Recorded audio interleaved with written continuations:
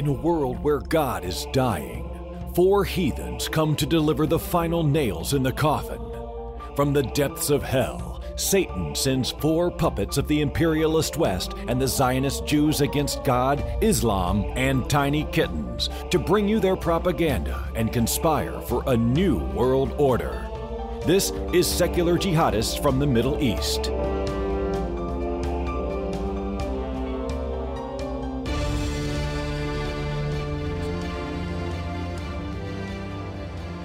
Hi, everybody. Welcome to the Secular Jihadists from the Middle East podcast. My name is Ali Rizvi. I'm the author of The Atheist Muslim. And with me, we have the usual suspects. And that's what we say. We've got Yasmin Mohammed, author of Confessions of an Ex-Muslim. And she's at confessionsofanexmuslim.com. Hello, Yaz. How are you? Hello, Ali. And we also have Armin Navabi, the founder of the biggest online platform for atheists in the world, the Atheist Republic. Hi. Hi, Armin. How's it going? And also the author of Why There Is No God. And today we have someone joining us who, we're all a little bit self-conscious about our voices because this is possibly, he's going to turn red when I say this, the sexiest voice in atheism. We've got. Oh, he's talking to me, Seth. God. Oh, good. And we've got Seth Andrews from the Thinking Atheist podcast, which is actually one of the top atheist podcasts in the world. He's got a huge listenership. He's inspired a lot of us, myself included. Hi, Seth. How's it going? hey, it's a joy to be here. Thank you guys for I was going to say Allahu Akbar before when I started, but I can't get away with it. But I wanted to say thanks for allowing me to play along today. It's a real pleasure to be a part of the show. It's wonderful to have you here. And I just want to say ahead of time that both of our books have the same subtitle. That was a complete coincidence. Just a journey from religion to reason. Did you send me a message or something in the development, or I sent you a message? We were just tweaking each other like, hey, nice subtitle, pal. I know. Yeah, I think you told me that. And then things. I didn't know what you were saying. And then I went and I looked up your book, which I hadn't read at that point because I just knew you from the podcast. I was mortified. I was like, oh, I love this it. is And the already truth is that there's nothing new under the sun. I love the idea. Let's say they Google search mine and they find yours or vice versa. I mean, I think it's fantastic, but it was just a funny moment. Yeah, it's just double the fun. So, Seth, we have you here. You've had a great week, haven't you? Oh yeah, turn the screw. Yeah, thanks for that. Yeah. Well, it's been a weird week. I never thought I would be a controversial figure, and I really still don't think I really am. I think there's just a very vocal, and there's kind of a vocal microcosm that that's in this sort of little eruption that's happened, and they're loud, and it hasn't been my finest week. I don't think it's been one of my favorite weeks.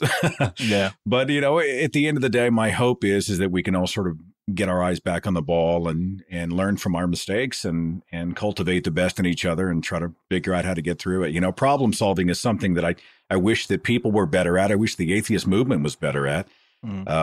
But our challenges and opportunities await. So. Right. So just to give some background to what Seth is talking about, it was a good teaser, is that recently what happened. And first I'll talk a little bit about what we have gone through and the reason that I thought it'd be great to invite Seth on the podcast right now. So one of the things we have with ex-Muslims who criticize Islam is that you tend to attract a lot of support from people you don't really want. There are people who actually want to ban all Muslims, kill all Muslims. I've heard messages from people saying the only good Muslim is a dead Muslim, and they expect me to agree with them because I criticize Islam and I'm an atheist and I'm an ex-Muslim. And that's clearly not what I support. And it's completely against all the values that made me want to be an atheist. So, and made me want to leave Islam. I actually don't even see it that different. But, on the other hand, if you even have a conversation with somebody and you criticize Islam in any way, suddenly you have all of these people on the far left coming up and calling you a Nazi sympathizer. It's like, oh, you hate all Muslims because you're criticizing Islam. And this is something that I think all of us in the ex-Muslim community have noticed happening for years now. It's obviously a problem. You have to navigate. You wonder about how you should say things. Sometimes you just feel like, there's times it can be very, very frustrating. So recently. So what happened recently with Seth is Seth kind of went through the same thing. And there's a conference happening, and they have. Well, I mean, Seth, do you want to explain that, or should we let Seth tell us about it? Yeah. I'm sorry. Do you want me to speak about it? Oh, I'm sorry. There was some crosstalk and it was canceled out. Forgive me. I thought Yasmin was going to jump in and say something, melodious, and I knew Armin wouldn't. So anyway, well, I was invited back early this year to be a part of the Myth Information Conference put on by the Mythicist Milwaukee guys. Nice guys, They said, we're doing a premiere of a film called Batman and Jesus. We'd like you to come be a red carpet guest. I'm like, great. What time would you like me to speak? You want to be on stage and do a presentation? Because that's normally what I do. If you're going to pay for the plane ticket and the hotel, get some value out of the thing. And they're like, no. We want you to come and be a part of the event. You want me to come just to be a part of the movie red carpet thing? Yeah. Okay, fine. Cool. And so, I'm at, then months pass and I'm at the American Atheist National Convention, and it comes on my radar that apparently there's a big blow up about the speaker lineup because it included 3 controversial YouTubers. I don't follow a lot I don't follow content. You guys are content producers. How much time do you have to go and follow all the drama and the infighting and I don't even watch the people I like usually because I don't have the time.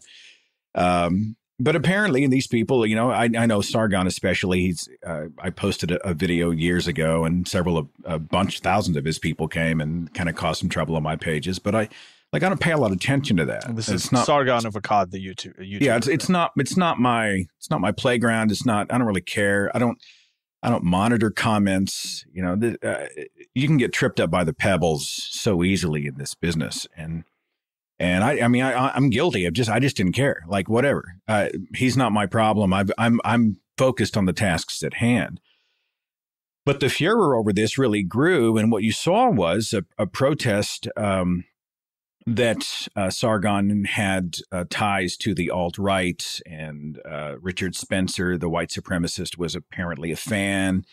And he'd said some unfortunate stuff, and the other 2 were bad choices as well. Shuan Head and Armored Skeptic, and they shouldn't be given the platform. And why are these other atheists going along to associate? Matt Dillahunty was going to moderate a debate between Faisal and it was Azar Namani who I think he was debating, and there was going to be Thomas Smith, who was actually going to be there to debate Sargon of Akkad. And then I think the other 2 YouTubers had their own kind of uncontested platform. And then beyond that, there was Ron Miscavige, ex-Scientologist, and a bunch of people on the guest list, Aaron Raw and Dave Fitzgerald. And so people there's just this weird sort of polarization that takes place. One side is saying, anyone, the extremes of the side is saying anyone who would associate with these horrible speakers, these bigots, these whoever, anyone who would participate in a conference is an enabler of bigotry and racism and sexism, and you're putting people in danger, and it's irresponsible. We can see your true colors. You're aligned. Are you really a white supremacist? Look at you, a white male. Is this a coincidence? That kind of thing. And then on the other side, you have the people who are free speech, who are saying, hey, man, just give them a chance. If you really knew who they were, if you really followed their stuff, if you knew what you were talking about, if you saw their work in context, you'd realize they deserve a seat at the table. And so both sides are squaring off, and the volume gets louder and louder, and the vitriol gets worse and worse. And, I was all over the place. I'd never seen anything like it. I didn't really know what to do.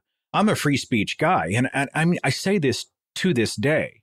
MythCon has the right to invite whoever they want without threat, without intimidation, without somebody, without being heckled, without somebody threatening violence, without any of that stuff. They have the right to set up their own thing. And people can even have a right to say whatever they want to say. I'm a free speech guy. We have the right to decide to listen or not listen, to accept, to reject, to agree or condemn.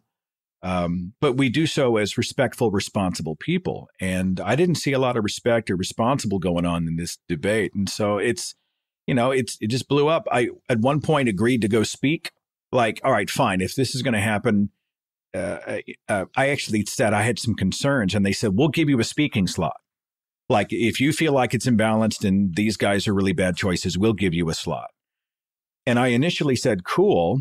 And then it occurred to me, the obvious occurred to me, wait a minute, they've put me in a position now where if I go and speak, I'm having to speak out against my hosts and 3 people on the docket and enter a swarm of controversy of who knows what I'm walking into. This is not why I do conferences. I go to conferences to express and share ideas and to create community. I don't go to try to buttress the reputations of YouTubers. I don't go because I'm trying to stir YouTube clicks. I'm not trying to be I don't want controversy for its own sake. And so I finally just pulled the plug. Before I pulled the plug, I did suggest, I made a recommendation, and of course I call them the outrage brigade, just flipped out. I recommended to MythCon, I said, I really think you guys should pull the invitations of these very unfortunate 3, because I consider them very unfortunate. If we're going to bring in disagreeing opinions, respectful opinions, we're going to have the kind of discourse they're pitching. These 3 are not who you want. They're just not. It's obvious now.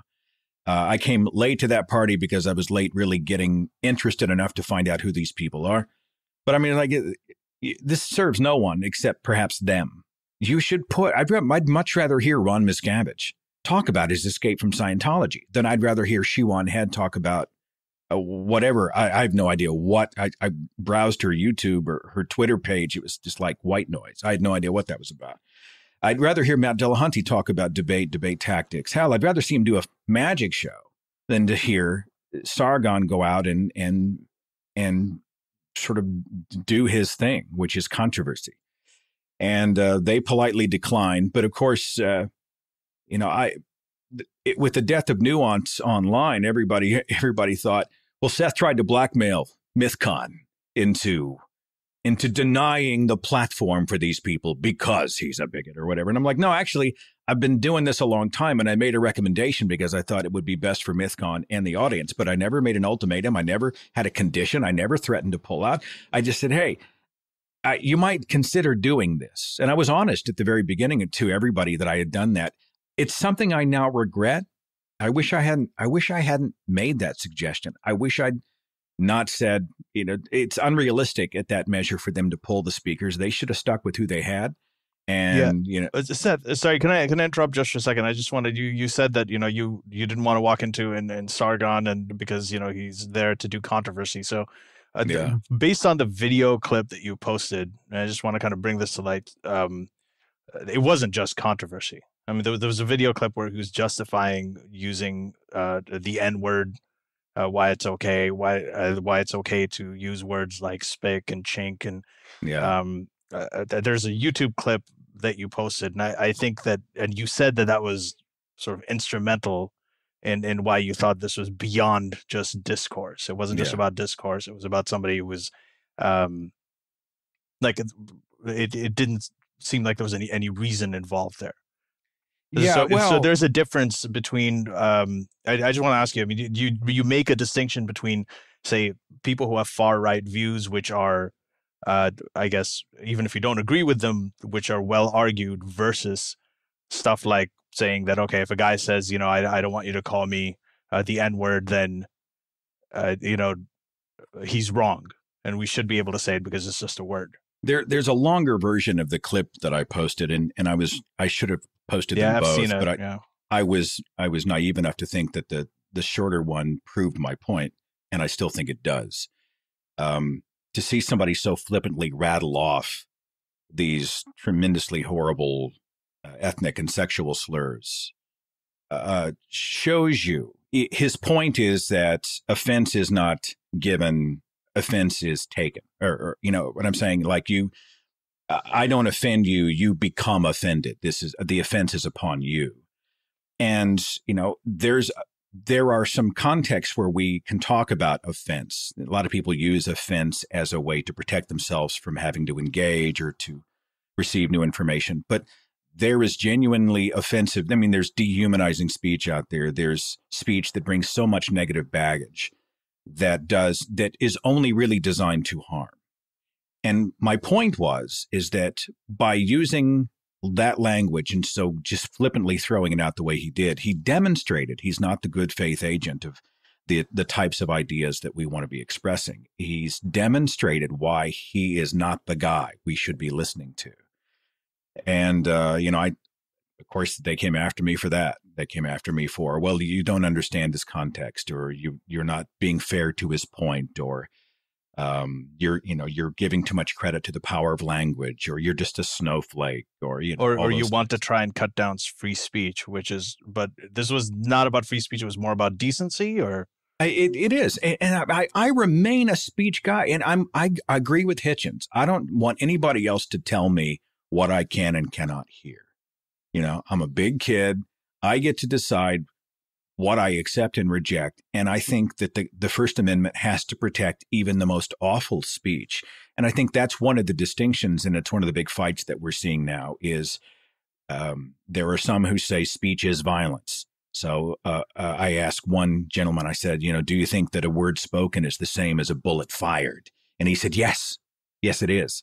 And I think words are powerful. Words can harm, but I just don't make the speech violence connection. But if you do, then when someone invites somebody like Sargon of Akkad to say what they consider to be violent speech, provocative speech, insightful speech, then they see it as a human rights issue and a safety issue, and all of these other things come into play. You must protect the attendees from this guy who's going to wield such powerful language, horrible vitriolic language. Who could ever support such a thing? And the fight's been going on for weeks. But you invited somebody like Dan Arrow on your show, somebody that actually advocates for violence, right? So if you and you basically, and I listened to that, and you did a very good job at exposing why his ideas were nonsense. I really like the way you closed that. Thanks. So given that how useful it was to give platform to somebody like that and expose them for who they are and expose them for why their ideas are bad, isn't it also a good idea to somebody that is actually advocating violence? You give them a platform. So why not give platform for somebody with bad ideas and challenge them on those platforms the same way you did that? I think that has merit. Now with Dan, there was a little bit of baggage there because we had started actually with he had not been that extreme. We'd had him on the radio to talk about secular parenting, and he had followed some of the Ark Encounter, and there was no evidence of any of this sort of more extreme pro-Antifa, punch a Nazi, all policemen are terrorists kind of rhetoric that was coming off his pages. And it was alarming to me. And we had a cordial yet very direct 35 minutes on the air. The distinction I make with some of these people is I would go on stage and talk to somebody from Westboro Baptist Church, talk about hate speech, talk about just awful, hateful, disgusting, bigoted speech. But if it was exposing bad ideas and promoting good ones, I'd take the stage with them. Hell, I'd go to lunch with them. But the challenge I had with MythCon is that I more and more could not escape the suspicion that they were using the credibility of names like myself and other activists on the guest list, non-participants, to buttress the popularity of people who are in sort of the controversy for clicks business. So for them, there's no bad press. If they go and they knock it out of the park for some reason, then they gain credibility and they go up a notch on the run. If they go and things go horrible and they're shouted down, then they translate that into a controversial YouTube video that gets 300, 500, a million clicks, whatever, 1,000 clicks. If controversy is your oxygen and there's no way to really have a bad day, then I that gives me pause, because now you're not operating in the arena of ideas. You're there just to stir the pot, and you're not but operating. Haven't they already? Don't they also achieve that by you not going to the event? Don't they also get credibility by being the people that made you not go to the event? Like, isn't this whole thing bringing them more attention? Wouldn't that wear that as a badge of honor? Oh, yeah, yeah. It's a lose-lose. Trust me. I'm a little irritated. I'm irritated with MythCon for putting me in this position. I'm irritated with myself I took, I'd never navigated something like this, and I handled some stuff wrong. I said some things wrong. It took me a while to get through it. I look at what I might have done differently. Let's say I go. Well, now I'm on stage, and we're all going to hang out and buddy. Now we're all having photographs taken together. Great. I get photos that get to be passed around on whose website with me and Sargon of Akkad hanging out. Well, wait till the haters get a load of that one. Or am I being used? Is the only reason I'm there is to be used to propel somebody's name? Well, that leaves a bad taste in my mouth. So it was really a decision of where my values are. I do enough of these. I don't need MythCon. I didn't sign up to go be a part of this big circus. I signed up to show up to a movie premiere, and much too late, I finally came to the conclusion that this is grief I don't need. These are people I don't necessarily want to support in any way. I've got other fish to fry. I've got other content to produce. Life's too short. So I cut my losses and split. And now I'm getting it from both sides. They're just going after me, and they're welcome. But I'm amazed at the amount of bad faith operation going on. There's some bad faith operators. They thrive on drama. They thrive on grief. They thrive on jabbing at the wound. They make no allowances for good people who are just trying to do the right thing and sometimes screw up and try to fix it and apologize. Hell, I went and apologized for the times that I'd made a mistake, or I made the wrong choice, or even used the wrong kind of language. I apologized to some of the YouTubers I got into some name calling. I said, I don't use my voice to amplify the voices of clowns. Well, it was a wrong thing to say. I mean, I should be about the ideas. And instead I went after them because it's how I felt at the moment. It was just a cheap shot. And I went back and publicly said, that was wrong. I saw that. Yeah, you apologized for making snarky comments rather than combating somebody on the idea. Yeah, but you didn't offend them; they took offense. Well, one thing I want to point out is that we don't usually see people mentioning, "I made a mistake here, I made a mistake there," and that's very rare, right? For people to say, "I made a mistake," and we need more of that. And seriously, like this is people admitting mistakes.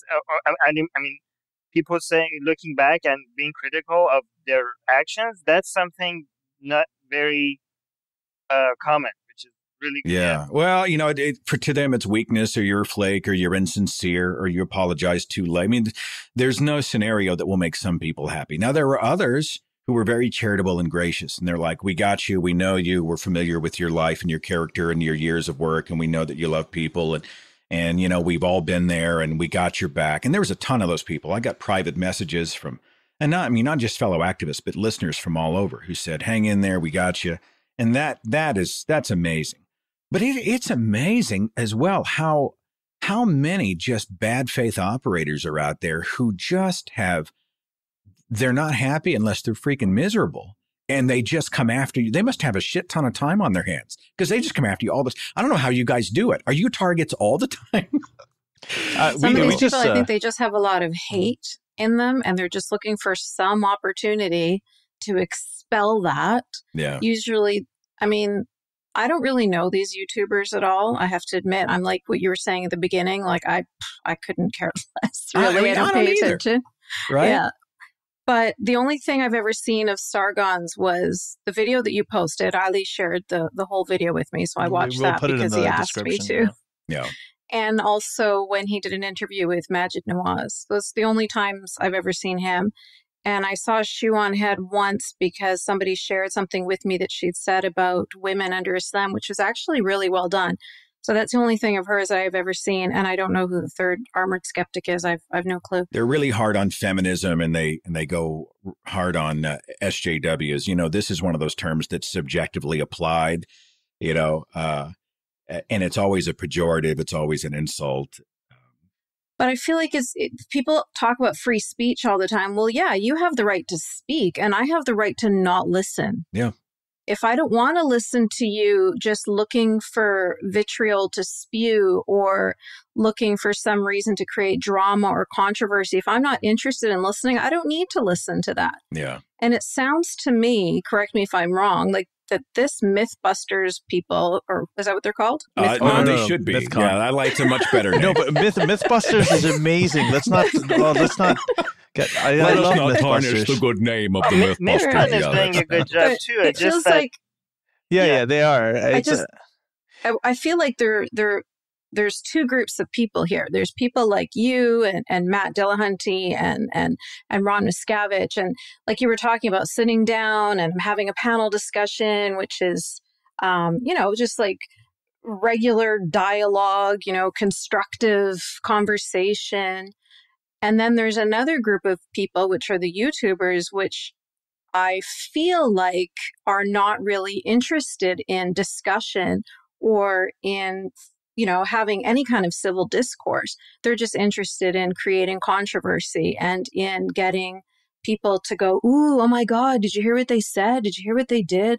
And so it seems strange to me that they would invite these two groups of people to the same conference. I've never said this about any conference organizer. I mean, I've been to my share of unfortunate events here and there where something went awry or was poorly handled.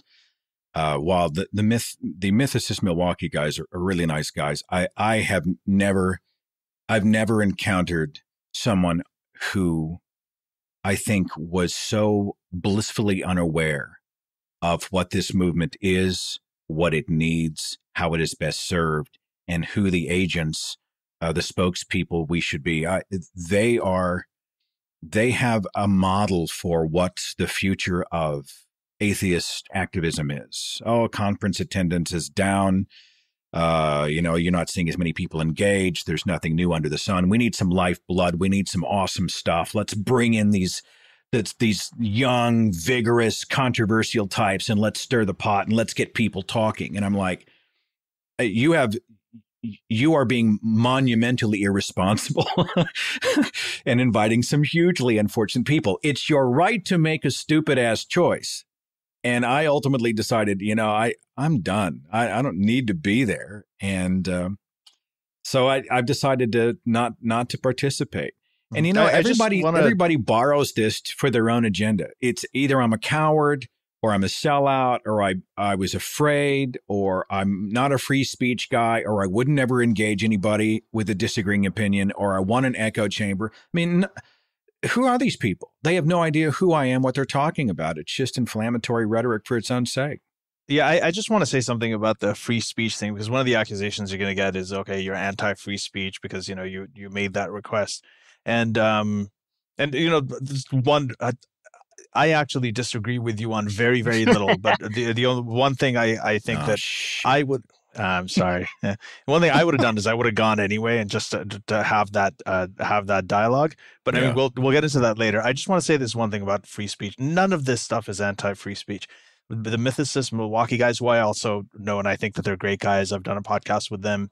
They even asked me about, getting Sargon there and all these guys there. And I said, you should do whatever you want. Everybody should be able to say whatever they want.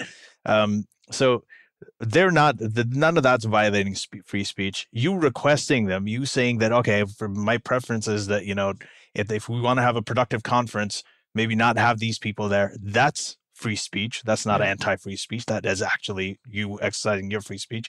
You're not banning them. You're not threatening to, to blow up the place or whatever.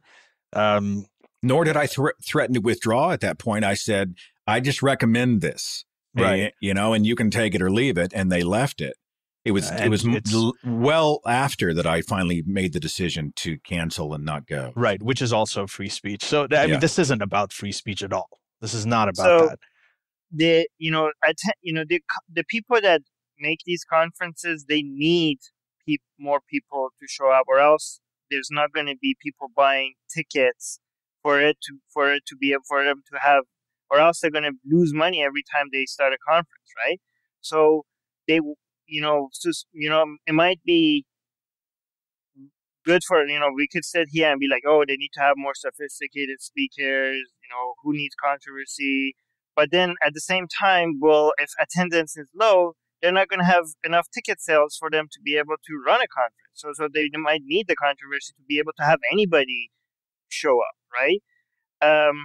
So that's one devil's advocate. Another devil's advocate is, and I'm also going to do a defense of, not to be too negative.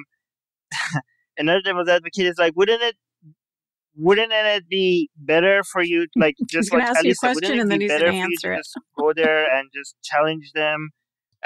It would be less it would be actually less attention to them, because this whole thing is bringing a lot of attention to them. And also, Lalo is pointing out that the people that were against this conference, they themselves have more problems and more issues than the people that are invited. As like, one of the main people that are against this conference are Dan Arrow, and you yourself pointed out that the accusations of some of the people that are against the conference are actually ridiculous. But wouldn't it be better to go there? Like, the way you took down Dan Arrow with your response at the end, that was epic. So if you did that at this conference, it might have been a more effective response. Yeah. But to not leave their views unopposed. Right. You know what I mean? But as a defense, if you're uncomfortable about going to a conference and you're like, I'm not comfortable with going there, you're not responsible for shutting down every single idea that is bad. Like, you're not supposed, like, if you don't want to go to something, nobody should tell you that, no, you have to go. You're responsible to respond to every bad idea out there, right? So I don't understand. Like, so as a defense, I would want to say, like, this is, at the end of the day, if you saw that I go to conferences to have fun, to meet people that I like, these are not the people that I like, so I'm not going to go. That's just something you're not comfortable with. So.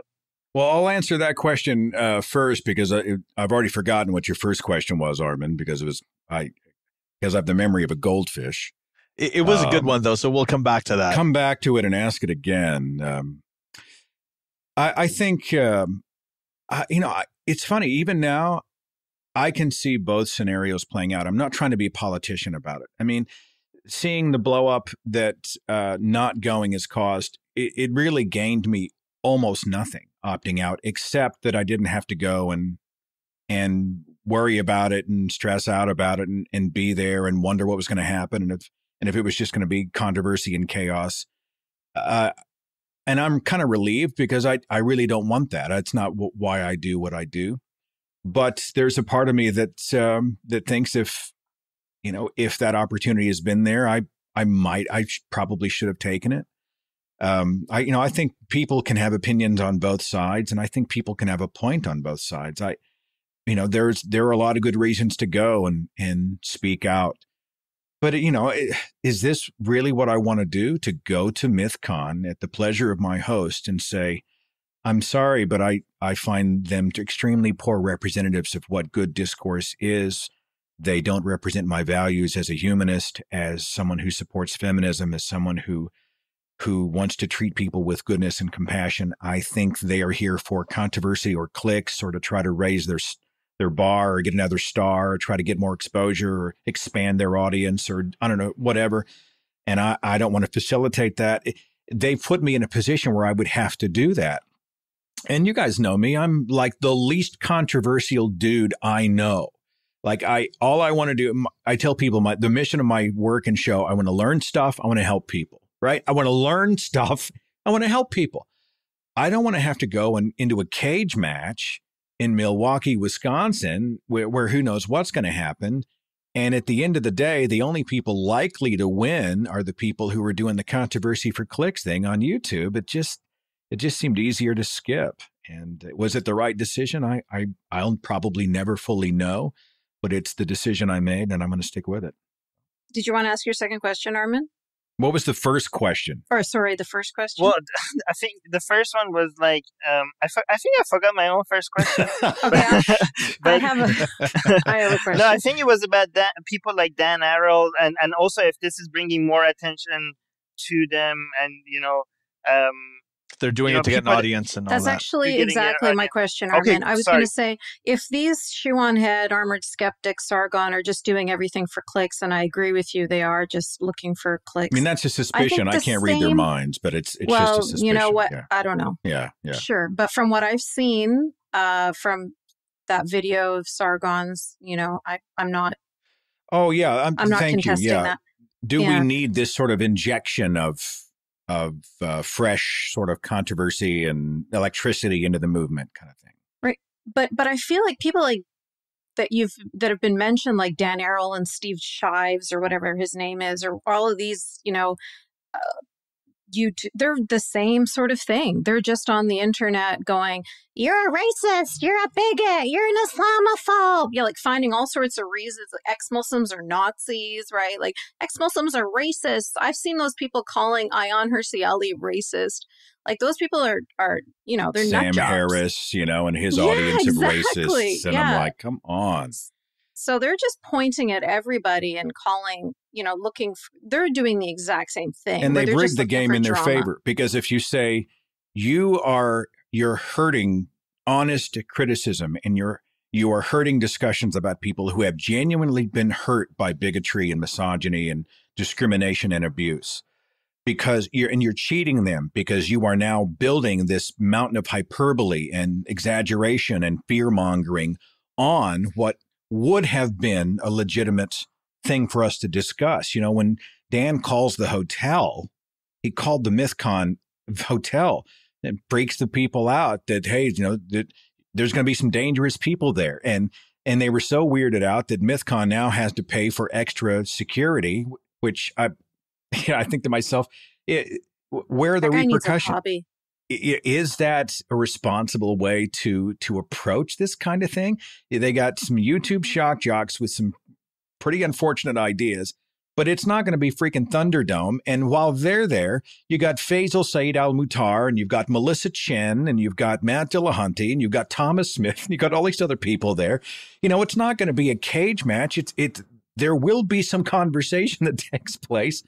And there's been a peace pledge that's been put out by MythCon that everybody signed to say that this will be a respectful environment. So even if they brought in some shitty people, it's their right to do so. And this escalation, this gleeful escalation to me, I can only think that they're either only happy when they're miserable, or they're seeking relevance by stirring drama and tarring and feathering good people. When someone calls Matt Dillahunty a rape apologist or a Nazi sympathizer, that we are no longer operating in reality. We have checked out of the hotel reality. We are now off in Xanadu land somewhere. We are not operating in good faith or with any real grounding. Those people, in my mind, I think can just be discounted. I'll just write them off. Like, you have just withdrawn your own voice from the conversation. So they weren't the reason that you decided to withdraw from the conference, and it wasn't because of them alerting you to these YouTubers? Well, let me give you the backstory. Steve Shives was a guy I'd interviewed 3 years ago, and he and Sargon have a long history, and a nasty one.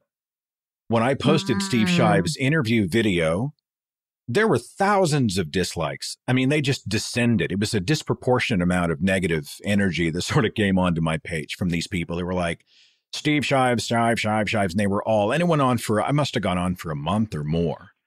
And I left the video up. I didn't delete or ban anybody. I thought, and I still think to this day, despite the fact that, I think Steve considers me a persona non grata, the interview deserves to be heard. And did I go then and get into the online squabble that he's had? Do I really, is it my job to go and find out exactly who every freaking YouTuber is that everybody gets into a fight with online? Hell no. And so I think Steve was stung by the fact that I didn't just take his word for it.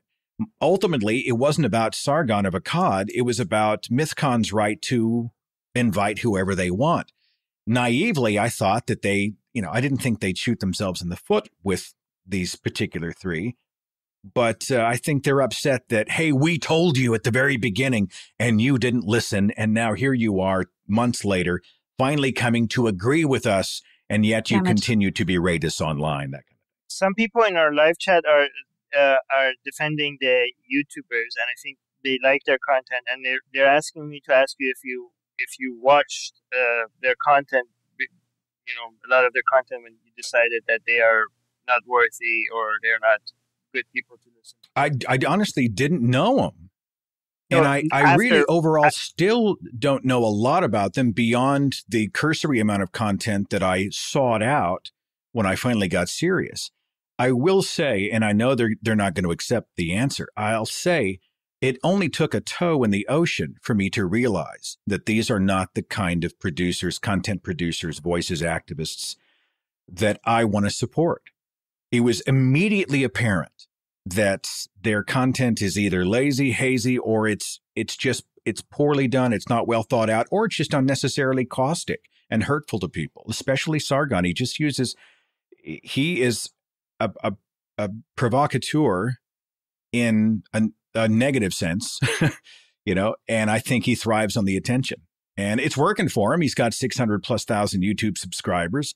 His model works for him, but it's not my flavor of activist, and I don't care much at all for his voice. Unfortunately, it's the same model that Steve Shives and Dan Arrow and those ilk have as well.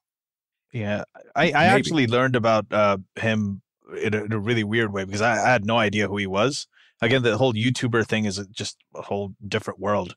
Then there was this guy this Saudi guy who asked me to be on a podcast, and then this Sargon guy showed up too, and we had a nice conversation. I think he was trying to convince me that it's a good idea to go out and convert all Muslims on the internet to Christianity, or something like that, or something weird. But anyway, we had a conversation that ended, but I didn't know who he was until then. So I actually first got to know about him after actually being on a podcast with him. But that video that I talked about and that you posted, we'll put that in the description as well, just so people have some context as to what you're talking about. And it's not about, because obviously all of these people have ideas that they've put out that other people agree with. I'm sure that I'll read stuff in it, and I read the Bible, and there's some things I read in the Bible, and I'm like, oh, that's good. It's about content. It's about temperature. Not about that. It's about attitude. My favorite claim, Ali, is, well, you as a conference attendee have a responsibility to know all the proper things about the people who are on the docket. You got to be shitting me. I do conferences all over the freaking country. There are people, I will go to the conference and I'm like, I don't know who they are. I don't know what books you've written. I don't know what your platform is. But I, at some point, am at the pleasure of my hosts. I'm not going because of them. My appearance there is not an endorsement or enabling of them. I'm not really in any important way other than attending the event connected to them. I'm going to give content and to do what I do, to present the message that I brought to the table. In this weird fantasy that people have that, well, you have a responsibility to go out and fully peruse the long libraries of everybody on the list. And if you don't, you haven't done due diligence or living in a fantasy.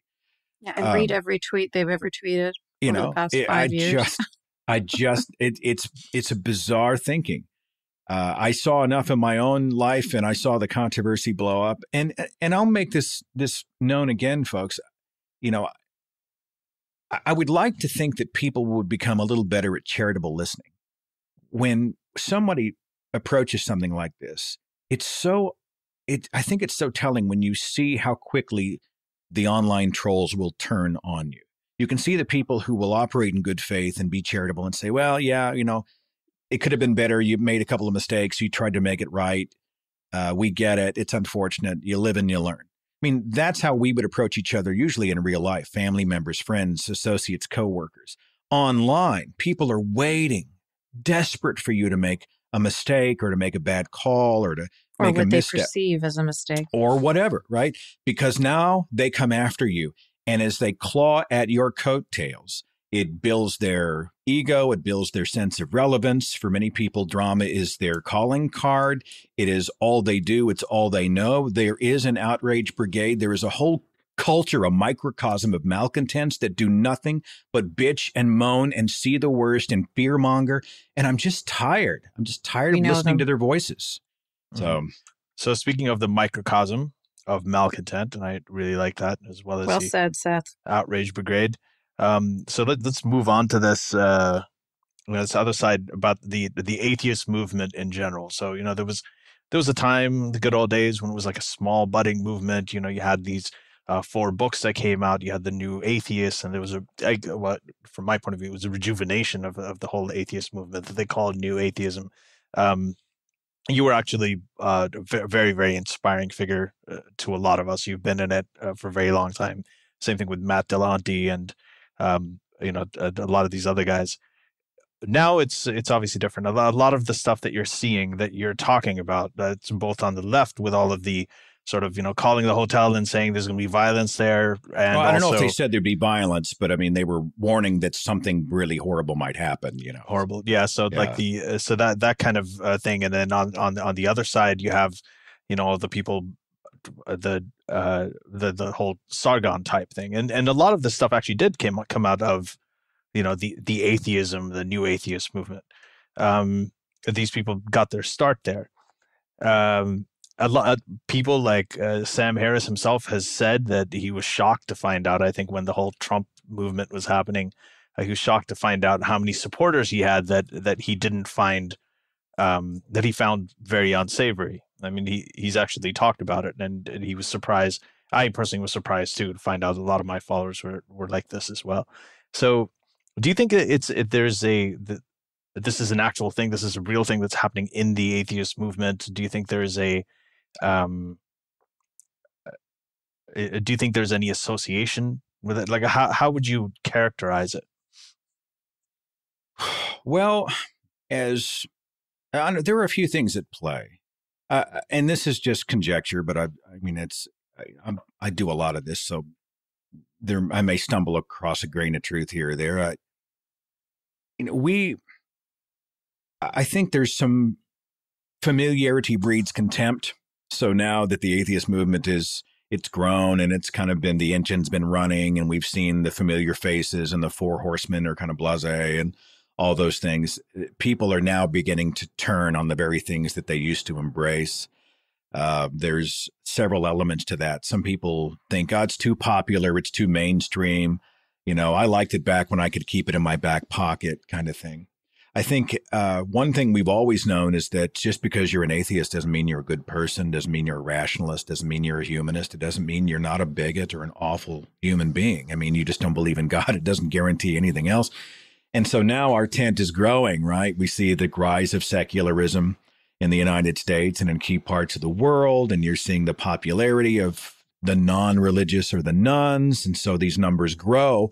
Well, with the good, you're going to see a growth of the tremendously awful. And then you may have a point that with Donald Trump in office and this sort of liberated feeling by many of the alt-right, that there's an element of that now feels freer to speak and to spread its wings and to be vocal.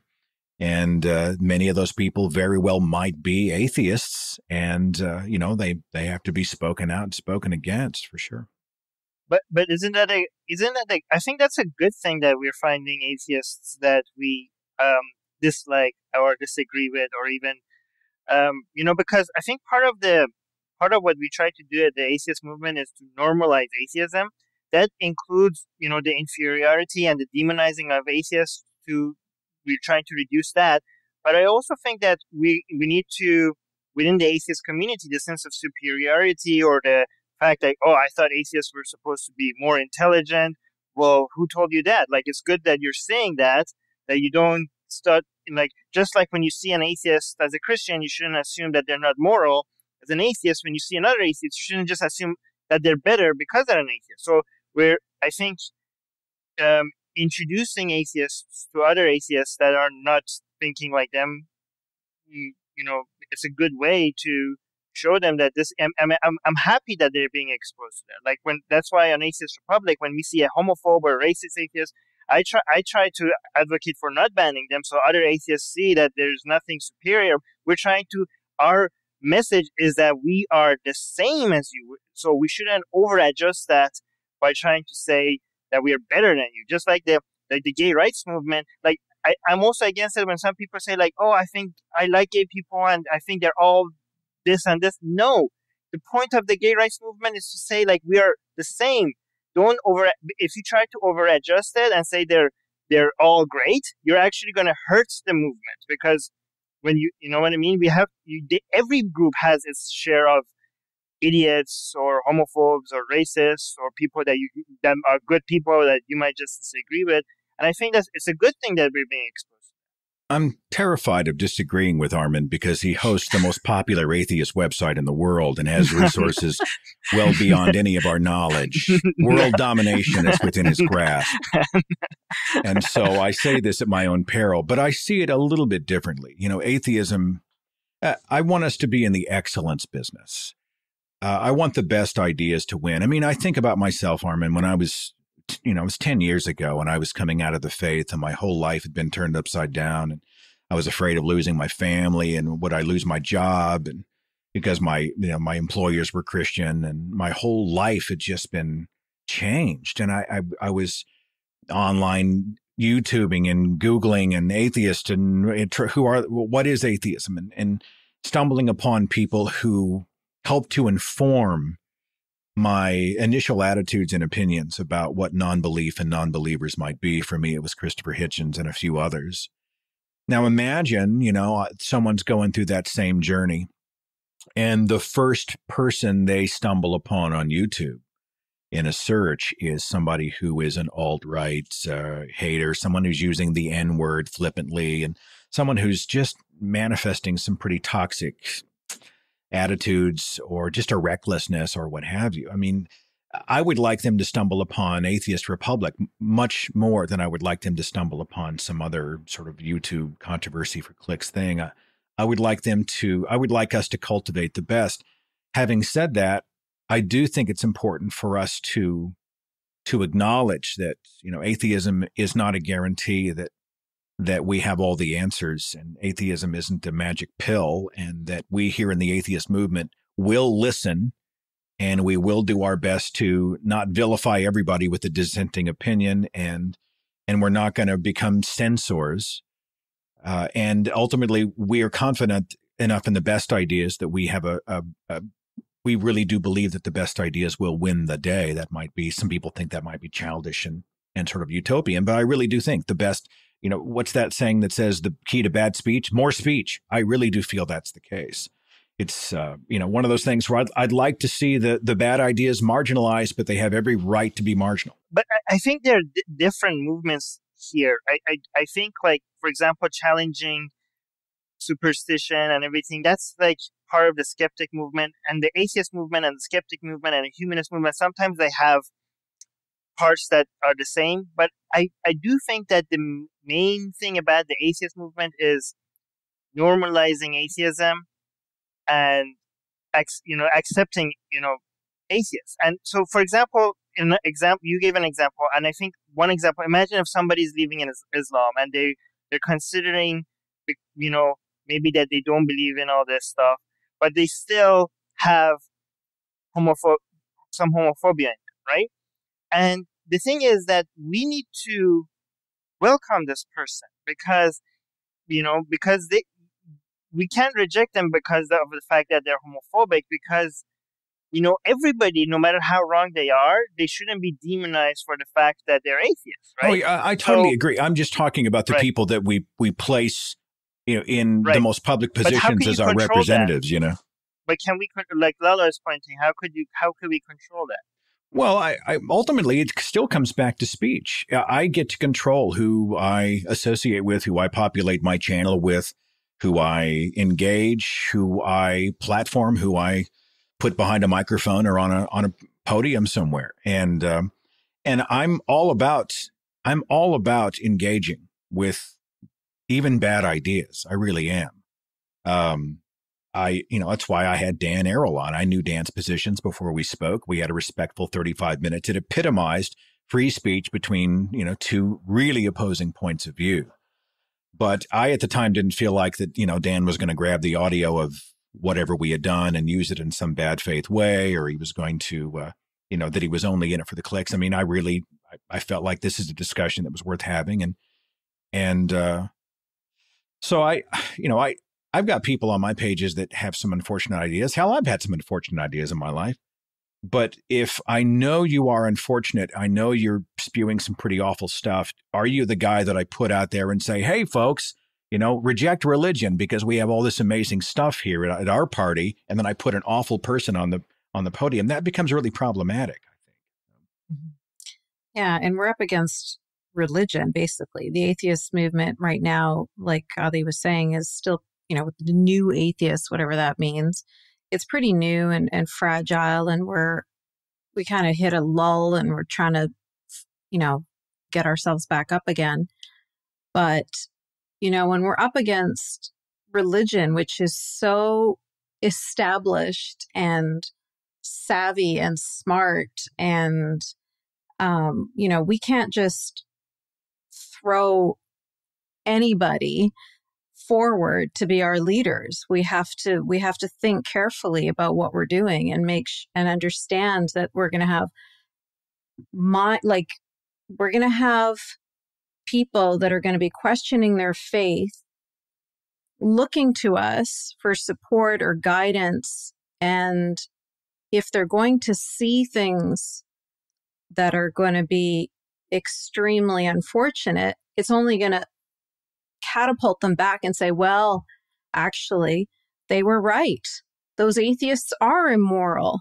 They probably eat babies too. Yeah. You know what I mean? Like, we're just going to be look at how they treat people. Look at how they speak about people. But yes, I think I'm sorry, what was that, Seth? No. Go ahead. I was just murmuring. That's what I do. I interrupted you and Allie. Go ahead. No, sorry. I actually interrupted. But no, yes. One of the things was, I think, Armin, you said somebody was saying how to control it.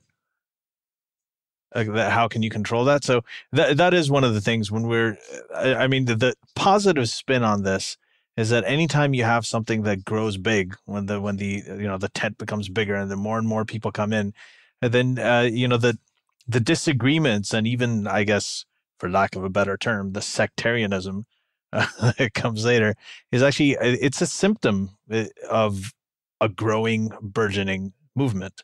So usually if everybody thinks the same, that usually happens in the infancy of something. When it grows big, there's a symptom that, okay, there's different points of view, and there's great people there and there's horrible people there. And there is that question of who should come up front. Everybody's going to be competing to come up front. And I think that's where I actually agree with what you're saying, Seth, and I actually believe this too, is that I think the good ideas ultimately win in the end. I think that you have backlashes.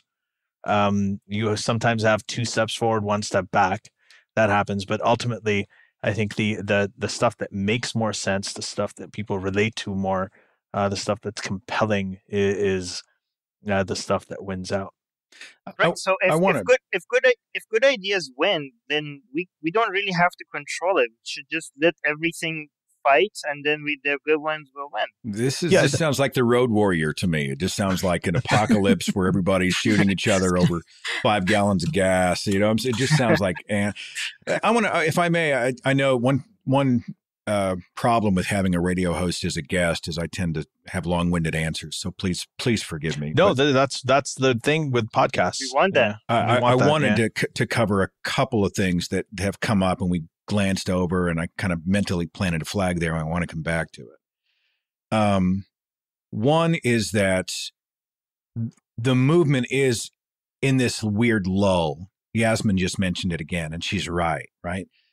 We've had the mythicist Milwaukee guys were talking about how conference attendance is down, and people aren't attending, and there isn't as much excitement and whatnot.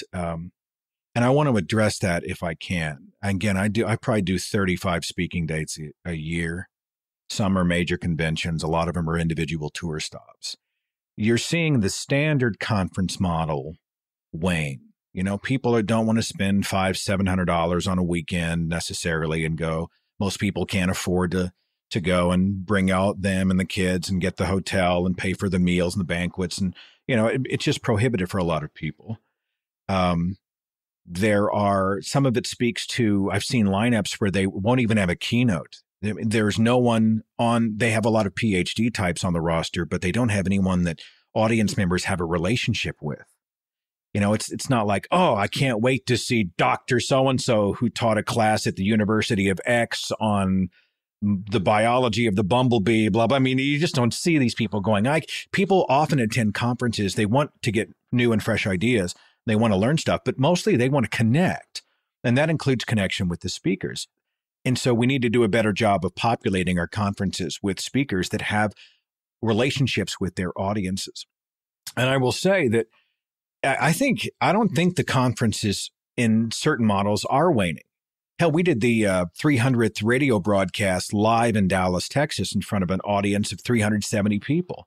Well, that's more than some of the national conferences get. I do speaking tour stops individually around the country, and we'll fill the place up.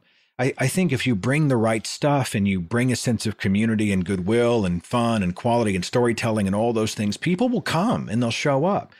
I think that's just many conference organizers need to understand the power of community building and relationship storytelling, building a weekend or a day that people can afford financially, but also speaks to them in their mind and their heart. And I think you'll begin to really see those numbers start to go back up. So I just kind of wanted to camp out there for just a second.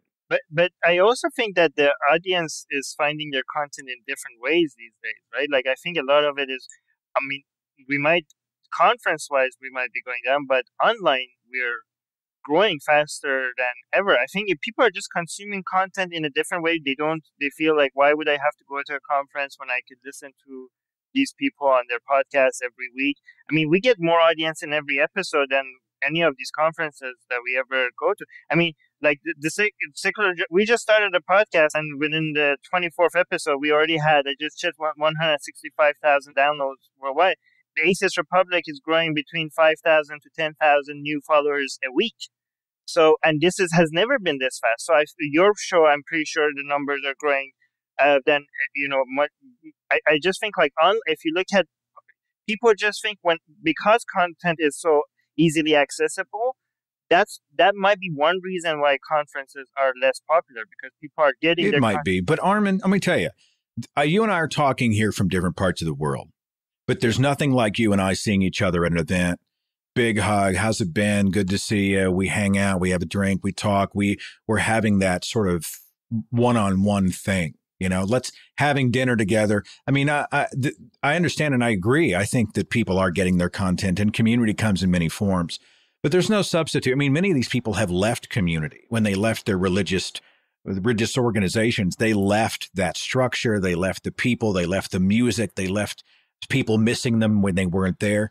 And so when they're craving the opportunity to go and have a one-on-one in-person connection with other people, I think that still has merit. So. Yeah, I noticed that in all the conferences. Like, even when I speak, I mean, people are just there they want to connect with. A lot of people, as you said, have left their families behind. For many of them, actually come up and say, "This is my family." Yeah. This is where, I'm guilty. That's true. I'm not saying that's not true. I'm just saying it might be just a little bit less than before, given that how easily people get their content. It just might be, it's still there, and some people just want to see, Seth Andrews is I'm one of them, right? So I want to see Seth Andrews in person wherever he's speaking. So, but I'm just thinking, less people are like that than before. Yeah, the Netflix effect, right? There may be some fatigue there. Maybe, once you've seen, hey, I've seen that guy speak 5 times before, so I don't need to go again. There may be some of that, that may have merit. I think it's more, I think what Armin's talking about more is the whole Netflix effect. Like now you can, why would you go to the theater when you have so many things to, watch right here at home, and you've got home theater systems, and the technology is really great. You've got projection, you've got huge flat screen TVs. So, let's just stay home, and it's cold outside, and instead of going to the theater. So that's why theater attendance is down too. And it's I'm biased cheaper. Too. I think probably I spend almost all my time alone in a studio, right? Yeah. And all my family's religious. Most of my friends are religious. My wife's religious. I crave the opportunity to get out and be with people who don't think I'm going through midlife or to hell. Either I'll take either one of those. Let's go do that. So I probably bring some bias to my exploration of that subject. Yeah. Yaz, you had a question? Yeah. So Seth, since you're sitting here with 3 ex-Muslims, I want to bring this back to Islam. So you had a conversation with all of us and our 4th jihadi who's missing today. And you spoke with all of us, and you spoke with Muhammad Sayed and Sarah Hayter too. And you got to hear from us, and we got to hear from you a little bit in your conclusion, which I was I loved it. I don't know if I told you this, but I was listening to it in the car and I just I was like hollering, yes! I was so happy. Can you mention that episode it. so that people know what we're talking about? That episode of the Thinking Atheist about radical I can Islam, send right? you the link. I'm trying to recall what I can't remember what I titled it. We've done several shows on Islam, but it was a show I think we did was it the spring of this year? Yeah, it was the spring of this year, and I think it was the summer. I think it was, but yeah, it was the summer. It was all of us. was it summer? All of us were on it. I think the interviews you may have done at different times, but as Yaz said, there was, Yaz, it was me. You took there was clips of all of us. While you're speaking, Armin. I can look it up for you and give everybody a title, and then send you a link if you would like. Mm-hmm. So, sure, we'd love that. But yeah, go ahead. Yeah, so I really loved the conclusion, and I felt like you totally got what we were all trying to say. You totally hit the nail on the head, and it was, it made me really happy. But intimately, because you grew up being a devout Christian, and you mentioned your wife, and you've got family members, and, so you understand what Christian people are like in America. And you understand what liberal people are like in America. And we were able to get through to you, but there are a lot of people who you would assume would be our natural allies, like people that have struggled to get out of Christianity. Like one of my really good friends grew up Catholic. He went to Catholic schools. He hated it. He talks about it with nothing but contempt and anger now. But whenever I say anything about Islam, he gets really uncomfortable. And he tells me that I'm being, overly obnoxious. And it's, it's not necessary. As opposed to just obnoxious. You're overly obnoxious. Yeah. That's right. It's just like his white guilt takes over and he just can't handle it. Right. So my question to you is like, what is the language that we can use to get through to our fellow liberals? Like, how did we get through to you? Help me out here. Well, by the way, the show aired on May the 27th of this year. It's called What is Radical Islam? I'll send you guys the link if you want to put that in the description box of whatever. I found it. I just sent it to our live chat. Okay. All right. Good. And I'm so hugely proud of that show because mostly I got to bring on amazing and compelling guests, and then I just sat back and listened, which is what a clever host will do, right? I get to take credit for you and all your moves and wisdom. It's funny. I even now, Islam is like it's a minefield for me because I know I have a cursory knowledge of it, obviously, because we talk about religion and it's one of the major three. For me, I think my biggest challenge here is when Islam comes up or Muslims come up in Oklahoma. Okay, we're in the buckle of the Bible Belt. We're in Jesus Town. Okay, Jesus Town. I can't even tell you where a mosque is in this town. I think there's one downtown Tulsa. If you see someone who is obviously any flavor of Muslim, it's a kind of a thing. Like, oh, look, there's one in the wild, right? Because we just don't.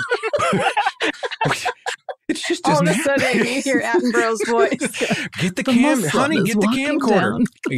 So when you're dealing with a monumental level of ignorance by a population that doesn't even know its own religious tenets. It doesn't know its own Bible. It doesn't know really most of its own verses. It doesn't know the origins of the doctrine and the dogma. So they can't even get their head around the stuff they're going to church to say is absolutely true every Sunday. Islam, to them, it's overwhelming. Islam is over there. Islam is that place. Islam is over on the other side of the world, and Islam, for many, is a skin color. They don't differentiate between Islam and Muslim, like the cultural Muslim. They don't understand. I told someone just the other day, they were talking about ISIS and these tremendously horrible theocratic regimes that were beheading and raping and whatnot. And they were like, it's just horrible. I hope they don't come over here and we got to do something. And, it was almost Trumpian the way they were speaking. And I'm like, you realize the vast majority of the people who are oppressed by ISIS are themselves Muslims. And they looked at me like, they looked like one of those trees in the Wizard of Oz. It was like, I mean, their whole face is going to twist up. Like, how can Muslims be persecuted by Muslims? I'm just like, and that's what we're up against. You are up against a monumental cultural ignorance where they want it simple. And I think this is why Trump Good is guys popular. and bad guys. Right? This is why Trump's popular. It's us and them. And I'll fix it with one fell swoop. What did he say during the campaign? I alone can fix it. And so they say, fine, finally, our white knight, literally, our white knight is here to save the day. We can go off to our beer and bingo and do whatever it is we're doing. And someone else is going to handle this really messy Islamic problem, whatever that is. So I think we have to start by educating and humanizing the Muslim. And I think that comes through relationships and conversation and discussion. You're not going to drag any of these people to a mosque. You know, for me, it was conversations with Muslims. You know, when I first started doing the radio show, I had Miriam Namazi on. We were talking about the work she does, and I became an immediate fan, right? I'm like, I love that woman. And it's added so much more depth, and I began to see that these human beings who are under the boot of radical Islam, and it brought it all home to me. And the conversations I have with you guys continued to feed into that. So I think we have to do a better job of educating and humanizing when it comes to Muslims and Islam and the many shades of how people believe and hold on to their cultures and what's radical, what's moderate, all those types of things. Yeah, I think it's also, you know, when people look at us, like if we went into one of those, I mean, I did a tour with my brother. He's a musician about 5 years ago now. And we drove right across the U.S. and we went to some really, really rural areas, you know, for gas and to pick up sandwiches. And there's some places we went to, they're just kind of looking at us. And I looked at it, I was like, to these people, I can go out and I can say I'm an atheist. I can say anything, you know, I don't believe. I'm always going to be Muslim to them. So it goes to kind of what you're saying. And the second thing is when I was when I initially was shopping the book proposal and I titled the book, The Atheist Muslim, one of the first agents I talked to, he's like, oh, this title's got to change because it's, you know, most people, when they look at atheists, most people in America, they'll be like, oh, atheist, godless, evil, immoral. And they look at Muslim, they're like, oh, those jihadist, terrorist motherfuckers. And it's just basically, double shit. Yeah, it's basically a double whammy. They just look at this and be double disgusted. So, and then the second agent I went to and one I eventually went with loved the title. So it said, you know, it is, I became very familiar with the way that people think of, you know, just these terms and how they trigger them. And the question, I guess, for me to follow up on what Yas said is that how do you square that? How do you square, like, you know, you want to normalize or you want to humanize Muslims, but we also want to critically scrutinize Islam and talk about it the way that you talk about Christianity. Yeah. How do we strike that balance? For me, it comes, in many ways, comes back to it's hugely oversimplified to say they're just people. I mean, they're good Christians, they're horrible Christians, they're good atheists, they're horrible. They're good Muslims, they're horrible Muslims. Who was it? I think it was Armin once in the interview that we did was talking about one thing that's not often said, and this is not popular in many circles, but when somebody straps a suicide vest and goes into a nightclub in Orlando or wherever and kills 80 people, people talk about the victims, but they never mention the other victim, which was the person who was so damaged in his mind and his perceptions and so filled, so indoctrinated with hate and with just horrific ideas. You know, this person was in many ways also a victim. Now, I'm not saying that, you know, we shouldn't use whatever force is necessary to keep them from harming our fellow men and women and children, but we have to see that these horrible ideas, the power of theocratic regimes and indoctrination and superstition and all these other things that come into play, they make everybody a victim. And I think, I don't know. I mean, I would lean to you guys more on, you know, how do you deal with the problem of the radical I don't know the answer. I think it in my own mind, I've only come to one conclusion, which is if you see the radical about to commit or threatening to commit a deadly act overtly, we have no choice but to protect the innocent and those who are, and if that means lethal force, then so be it. But at the end of the day, I think, you're only swatting at the symptom. I think we have to find a way somehow to counter the superstition itself and these theocratic governments and all this insanity so that the root of the problem is sort of fixed. And how that's done, I mean, that's for wiser people than me. Well, this is why, when you say we need to humanize Muslims and we ask how do we fight Islam while humanizing Muslims, my response is that we need to humanize Muslims because we want to fight Islam. Because what is fighting Islam? The only way you can fight Islam is to convince more Muslims to abandon Islam. You can't convince Muslims to abandon Islam without actually befriending Muslims. Yeah. Right?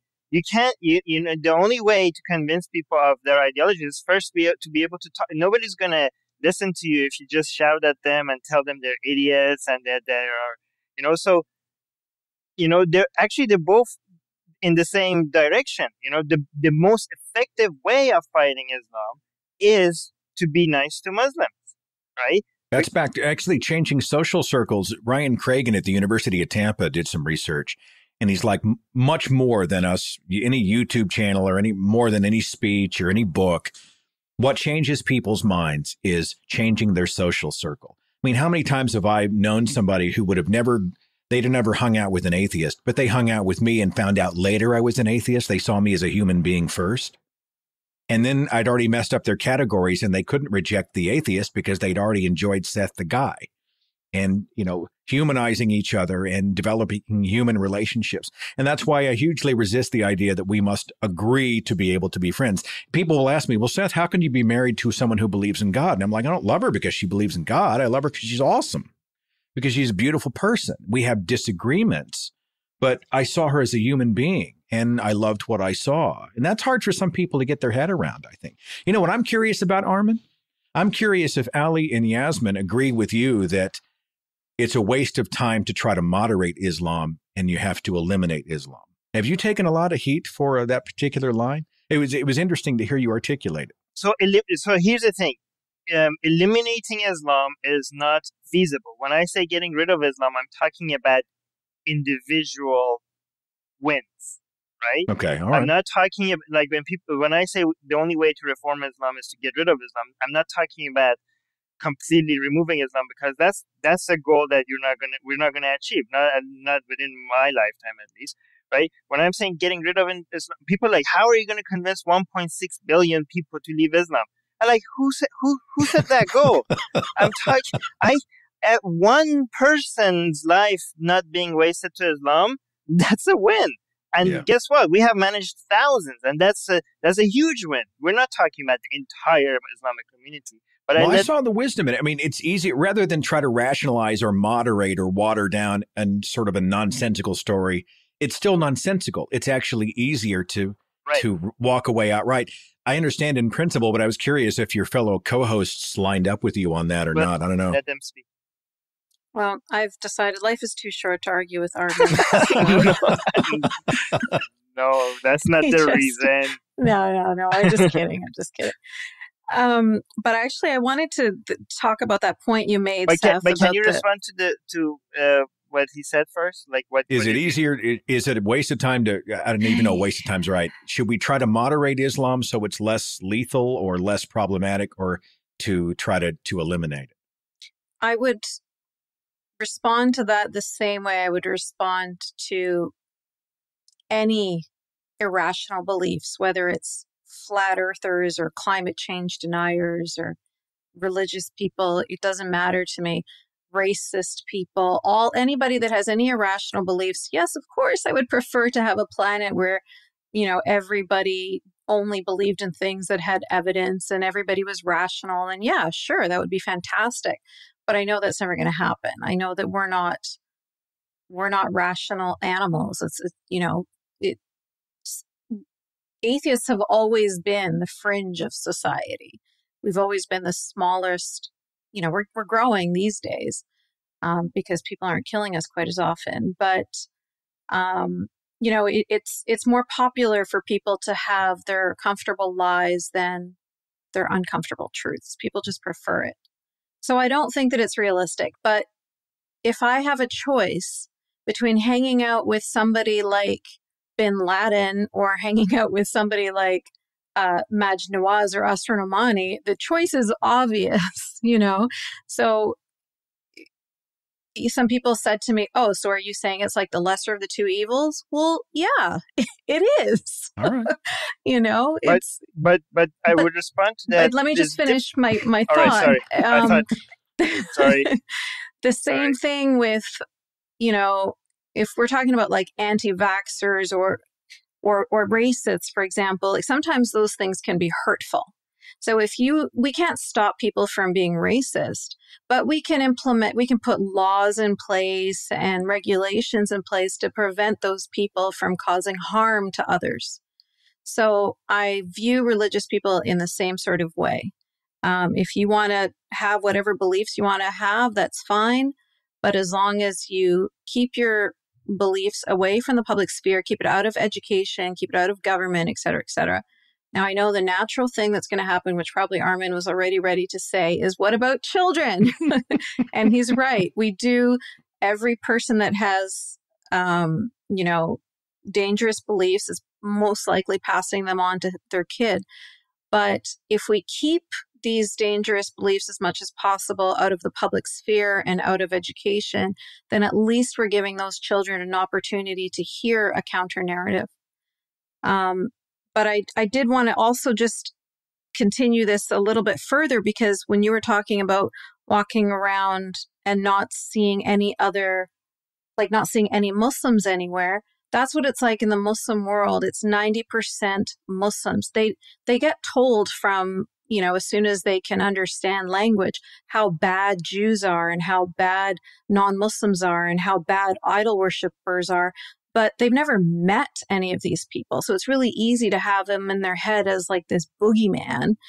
And so the same is true on the other side of the planet too. And I think that's why having, because I was born and raised here in Canada, all of these messages didn't stick with me as strongly as they would have stuck with me if I were living in a community where my education and media and everything was all confirming this same narrative. There were counter narratives all the time. I was just at the grocery store, or at the pharmacy, or in traffic. You're meeting non-Muslims and they're actually really nice people. My friends, I love them. They're non-Muslims. So I was just sort of like bringing that all together. Now, I don't know if I can continue and ask the question, Armin, or you want Ali to respond to the reform question. I sometimes interrupt, yes, and I always regret it. Sorry, yeah. You're scared now too. I'll respond really, really quickly so we can, because I want Yaz to continue to the next thing, but I'll just respond. I actually, for me, I think Yaz put it really well, that anytime there's a belief that's false, I think we should talk about it. And one of the things, I actually think there's overlap. A lot of the Enlightenment that happened, which moderated Christianity, was actually brought about by people who were deists and atheists. They weren't reformers. They didn't, you had the Reformation was, Martin Luther and all those guys, but later on, eventually, people like John Locke and people like Thomas Jefferson, people like Voltaire and Rousseau. These were people who went out and they just said that, they didn't believe, and they talked about it, and that kind of moderated things. So I think that if we go out and we just talk about things being false, that does have a moderating effect in itself. Do I think that it should be eliminated? Yeah, I think that all bad ideas should be eliminated. I think Islam's a very bad idea. I think all religions are just bad ideas.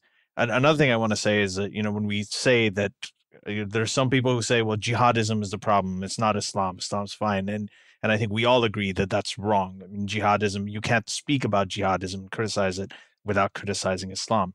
But you zoom out further And you realize that, the same thing goes with religious faith. You can't talk about Islam, criticize Islam, without actually talking about how toxic the idea of religious faith, which by definition is believing things without evidence, and how toxic that is.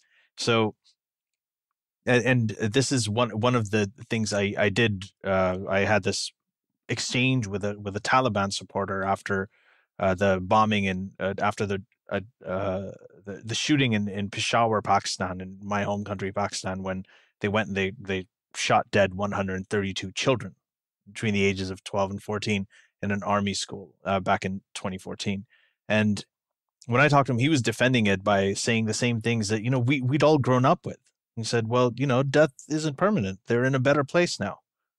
Like you guys, your faith is not pure, and that's why you think death is an end. But death isn't an end. And they said the same thing that Armin thought when he was younger, that they died under the age of 15, so they're all automatically going to heaven. If they grew up and they lived to be adults, they would be sinners, and there's a potential they could go to hell. He was saying all of the same stuff that we're told. He's in a better place. They're looking down on us from above. Everything that we're told, that all of us were told growing up. He was using that same stuff, but he actually believed in it. So the problem isn't just Islam or jihad or Christianity or anything. It's just the idea of faith. And sorry, this is becoming more long-winded than I thought, but the last thing I want to say is I when I was in Saudi Arabia, I was in a fundamentalist Islamic country, the most conservative Salafist Islamic country in the world. I was in a Muslim family, and I was going to an American school. So I was in this sort of cocoon surrounded by all of these sort of insulation layers. And our science teacher showed us the Carl Sagan Cosmos series when I was in 5th grade. That broke through. That broke through that country. It broke through the upbringing I had in my family, and it actually got to me. It didn't make me an atheist immediately, but it set me on that path. I learned about critical thinking. I learned about science. I learned about falsifiability. I learned about empiricism. So many these basic concepts at the age of 10 are what brought it out, and they permeated through all of those layers, right? And I think that when we talk about that, when we talk about these ideas, and again, teaching people how to think rather than what to think, and that's how we deal with kids. It doesn't matter what family they're born in. It doesn't matter where they're growing up. Of course, all those things make a difference. But that's the stuff that's really, really powerful. It can go through. We talk about our goals, like, what we're going to do about immigration. Are we going to keep them out? Are we going to vet this, vet that? What matters, I think, ultimately is not the goal, but the process, the tools that you're going to use in the process. And that all starts early. And anyway, Yaz, go ahead. That wasn't a short answer. But. You should do an altar call after that. I mean, that was really impressive. It's actually pretty profound, and I think it speaks again to humanizing. If we humanize each other, it makes it a more personal mission. So forgive me. Go ahead, Yasmin. No, it's actually continuing from that. So about humanizing, did you ever have this issue when you were talking about Christianity? Did you ever have people saying to you, can you separate Christians from Christianity, and you're now being Christianophobic and you're offending Christians and you're hurting them, and now Christians are going to put on suicide vests now because you've instigated this by talking about their religion? Was any of this a problem for you Never. when you were talking about Christianity? Never. And no one ever said, by criticizing Christianity, you're radicalizing them, and you're making them hate you. And it's your fault when they turn on you. It never happened. No. So. Because I feel like it's such a big deal. Like, we talk so much about it. We're so careful all the time. Oh, we need to humanize Muslims. We need to treat Muslims like human beings. We need to make sure that when we criticize Islam, that we're not criticizing Muslims. I feel like that's really condescending, and it's insulting, actually. Like people like this, all the Muslims that are being killed in the Rohingya Muslims in Burma. And people are like, asking us if we're okay with the genocide of human beings. I'm like, what are your feelings, Yasmin, about the genocide in Burma? Yeah, and you're like, it's almost like one of those dumbass reporter questions. You know, after Hurricane Irma, they go to someone who's lost everything they've ever owned, and they say, "What are you feeling right now?" I'm like, What do you think they're feeling right now? You know? Yeah. So I understand completely. Yeah. Yeah, it's we're too overly concerned and consumed with worrying about making sure that we don't offend Muslims as we tell them all the problems with their religion. Well, of course they're going to be offended. They're Muslims. Same when we talk about Christianity, I'm sure Christians were offended too, but nobody was running circles around themselves trying not to offend Christians. Well, you know, everybody just went ahead and said what needed to be said. And offense is for them a tactic for closing down the conversation. That's convenient. So if you play if you play to the offense card, then you've allowed them to literally cancel out what meritorious argument or discussion you were going to bring to the table. So exactly. we hear a lot about it. I mean, around here, Islam is a race. I don't get this one at all. Is Christianity a race? Is Buddhism a race? I just don't get this. But it's, and there are fringes of the left that are walking on eggshells to such a degree that I just think, you're doing real damage. You're not helping. You're actually, what do you guys, I've heard, was it one of you three who called it the bigotry of lowered expectation? They're like, oh, those poor Muslims, they're not smart enough or enlightened enough to be able to really understand what we're saying. So it just leaves a horrible taste in your mouth. It's hugely belittling for them to do that. And I just want to repeat here that Islam actually is a race, because first you hear a loud bang, then everybody starts running. Now he can make that joke. Now that I've done that. So we need the dad jokes, make that right? joke. No, Islam is a race. It's a race to the bottom. Take a drink, Obaid. Yeah. But can I just quickly respond to some things that Yas said? No, I just want let Seth have the last word. No, I just want to tell, because Seth wanted to know about the whole reform thing. I just want to say that I agree. There's a Muslim that doesn't want to kill me.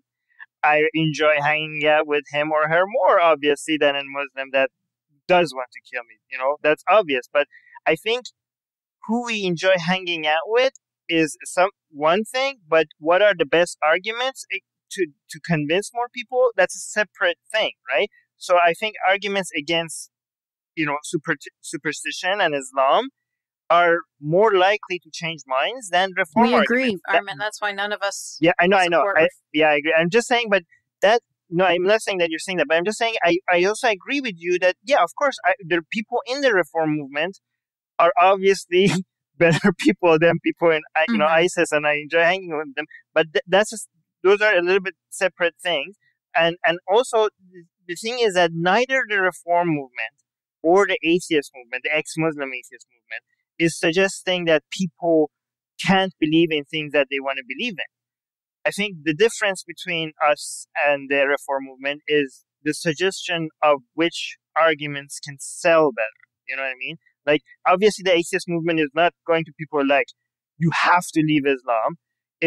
We are actually not going to anybody. We're sitting where we are. Like, Seth Andrews is making his podcast. It's not going to people and listen to my podcast. People that are interested come to us if they're curious, and they might leave Islam. And so neither people in the reform movement or people in the atheist movement are suggesting that you have to change your opinion. But anyways, I just like to see Armin get worked up. I always enjoy. Yeah. Look, we were in Canada. I had him on camera, right? I had him on camera, and so I'm asking him the basic interview questions. So he starts the interview, and he's sitting in the chair, and he's just talking. Right, and halfway through the interview, I can see he's starting to lean forward a little bit, and he's literally almost making love to the lens. He's just like he's about to, and then by the end, he is. I literally thought he was going to crawl into the camera to make his point. This is a man passionate about ideas, and I respect so that. Good. That video of Armin was just so good. Yeah, and it was just so honest and so passionate. But anyway, we're about 1.5 hours in, so I want to kind of wrap this up here and just say thank you very much for coming here to talk. And Yeah, sure. I hope that as you go on and everything, you're triggering all the snowflakes on the far right and the all left, the snowflakes on the far left. And they are all snowflakes, and they really are all justice warriors. I don't know how these terms became partisan in a way, but I see them get upset when did all being the time. interested in social causes become like, if I'm a non-believer and I reject superstition, but I'm not interested in using the better information to better my life and the life of those around me, well, what good am I?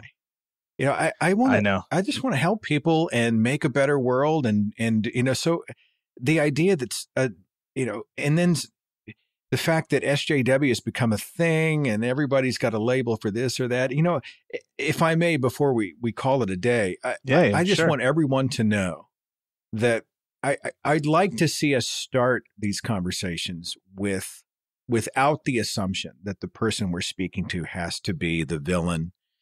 They don't have to be the villain for you to be a hero. Okay. This is the truth for some people, right? They need someone to play against, to be superior to. They need a soapbox. It's a lazy way to be a hero. Everybody needs a Jew. That's what I say. It's a what? I said everybody needs a Jew. Sorry, go ahead, Ali. I was just going to say that it's the lazy way to be a hero. The way that either you can bring yourself up, right, or you can put other people down and feel like you're rising up. And the lazy way to do it is to put other people. It's filled with a lot of people who that's their first instinct, the bad faith operation, expecting the worst intention, not being charitable, not forgiving. So, if I look at anyone and say I haven't made mistakes and done things and said things that I regret, I'd be an awful liar. I'm a hugely flawed guy who genuinely, I love people with maybe a couple of exceptions. I love people. I really. But some anonymous Twitter people are just assholes. There's some people that you do. By the way, we understand what you mean when you say you love people, because I know that a lot of people will, what about this guy? What about that guy? I get it. Yeah. I genuinely would rather build a bridge than burn one. I'm not saying the time doesn't come to burn one, but I'm just saying I'd much rather build one. I want to walk in and find opportunities to connect and try to be just human beings. I want to promote in this movement a phenomenon, a thing that we desperately need, which is the notion of positive conflict. I'm not averse to conflict. I think conflict is important. It's how ideas can be presented. But it's not bad faith, negative conflict, expecting the worst, villainizing the people that you're debating, being literally just being venomous because you can, because it makes you feel powerful. We can go in and have conflict and argue passionately about the things we care about and still care about each other and see each other in a good light as human beings. And more than anything, I'd like to see us do that. I want to commit to be better at doing that in my own life, to try to be the best I can be, to apologize for the times I screw up, to learn from my mistakes, and at the end of the day, to continue to try to stay focused on the major mission, which is to defeat superstition. All around the world, the superstition that damages people in tremendously horrible ways. I don't want to spend all this time fighting with people in my own movement. I want to go out and fight the bigger battles against religion. And I would encourage other people to join me. Let's go do it together. Yes. Amen. Okay. Beautiful. That's probably should have said that. I also want to thank you for, you have one of the largest platform in the atheist community, and you started inviting when mostly people that were talking about Islam were ex-Muslims, and most people that were ex-Christians or, born atheists were too scared. It was not very PC or cool to talk about Islam.